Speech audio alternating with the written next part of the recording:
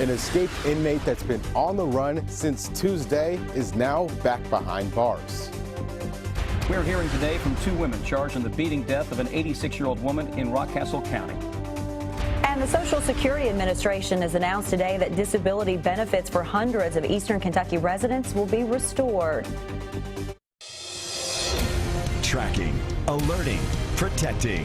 This is WKYT News at 5.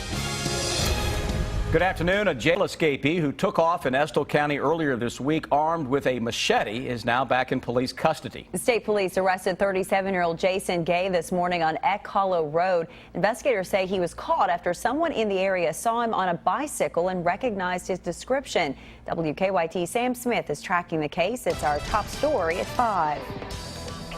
Kentucky State Police say someone living along the Red Lick Road area of Estill County saw Jason Gay on a bicycle. That person contacted state police and Gay was arrested here along Eck Hollow Road.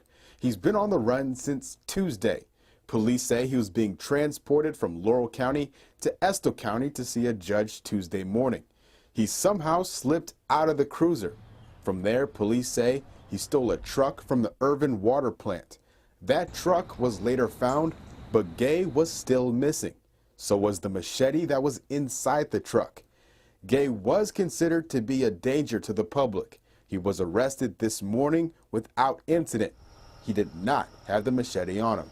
Police say he just had the possibly stolen bike and a bag thought to be stolen from the truck.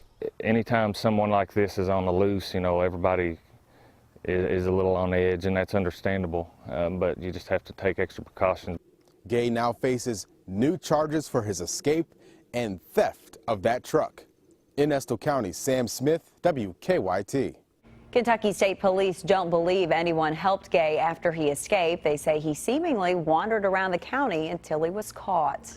We are hearing today from two women charged in the beating death of an 86-year-old Rockcastle County woman. This is exclusive video of police last night taking Kimberly Slusher and Tabitha Howard to jail following their arrests. Investigators say they have evidence linking these women to Mary Hinton's murder. In a jailhouse interview, both claimed they were innocent, calling the victim a good lady.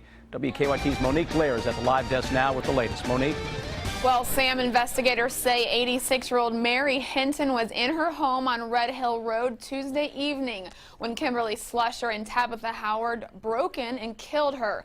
We spoke with the two suspects from jail today. They both claim they're innocent. Now, according to the arrest citation, Hinton, who was blind and hard of hearing, died from apparent blunt force trauma. The citation says the women took off with some of Hinton's belongings after they robbed her. Court records say the two women are in a relationship. They were arrested yesterday in Rockcastle County after police canines caught them. Both women were bitten by the canines. Now, the arrest record states the women both admitted to using drugs prior to their arrest. The suspects spoke to us from jail today, but asked that we don't show their faces. The only thing I can really say is I didn't murder Mary Hinton. I know that. I know Tabitha Howard didn't murder Mary Hinton. I mean, I apologize to the lady's family. We did not murder anybody.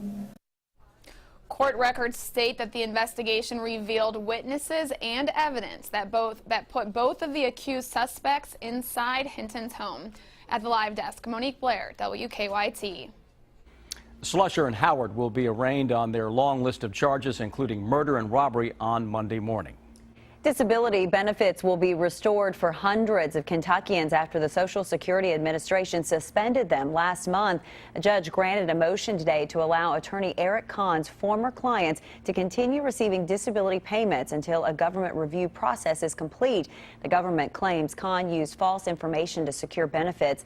We'll have more on this story coming up on WKYT News at 6. It may be the best day of the week so far this afternoon. A lot of sunshine out there and warmer temperatures in the bluegrass. It was nice, but the storm chances return as we head into the weekend. WKYT meteorologist Jim Caldwell is in our First Alert Weather Center with a look ahead. Hi, Jim. And we are tracking those chances of showers and storms. And there's still a very small possibility one or two try to pop out there this afternoon going into the evening hours.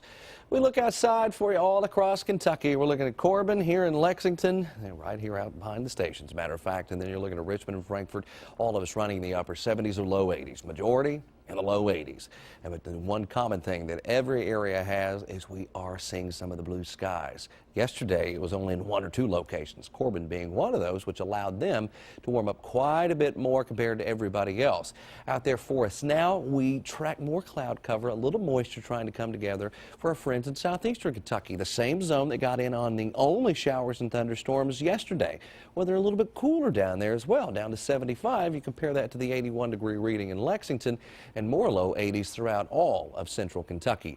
Another thing that's going to be changing as we head through the next several days will be this. The muggy meter will start to increase. We'll get to that humid level starting tomorrow. Then it gets a little more uncomfortable on Saturday and especially into Sunday with a warm front passing by on Sunday. So we will start to see the humidity levels of summer really trying to push their way into the area. We will track that and more chances of showers and storms coming up here in just a few minutes.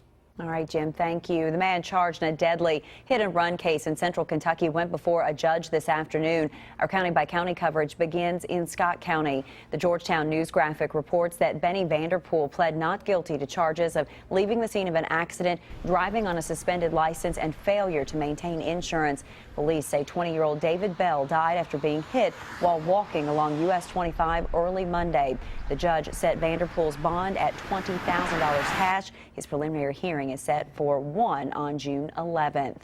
In McGoffin County, Kentucky State Police are asking for your help finding a missing woman. Police say Tabitha Dotson hasn't been seen since Monday. She was last seen leaving her home along Flat Fork Road.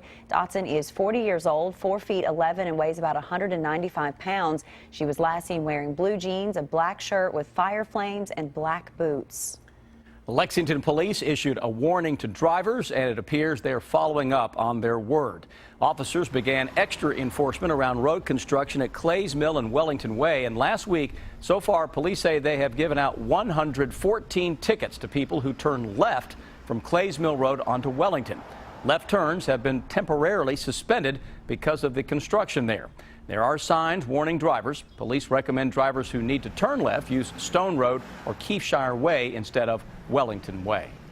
It's the beginning of summer. Football season's right on the horizon, but in Lexington, it's always time to talk about UK basketball. Yes, it is. UK coach John Calipari met with the media today, and he says that next season's team will be much different. WKYT's Rob Bromley joins us early with our Big Blue coverage at 5. Hi, Rob. Hello, and Cal sat down in front of the media this morning and said he was running for president. His platform, everybody eats. Cal was in a great mood as he talked briefly about the disappointment in the Final Four, but spent most of the time looking ahead to next season. Calipari will be heading into his 7th year. He's been staying busy, but he says he's never really able to get away as the coach at Kentucky. It's June 4th and I'm having a press conference. Think about that. Everyone else is like toes up eating Cheetos, and we're having a press conference. You know, to feed the beast, you can't just feed it once a month here. You're feeding it every day. And there's something that we're doing. You know, you try to get away, but you really don't. It is, but that's also what makes this what it is. It's a great job. It's a great place to help prepare young people for the rest of their lives.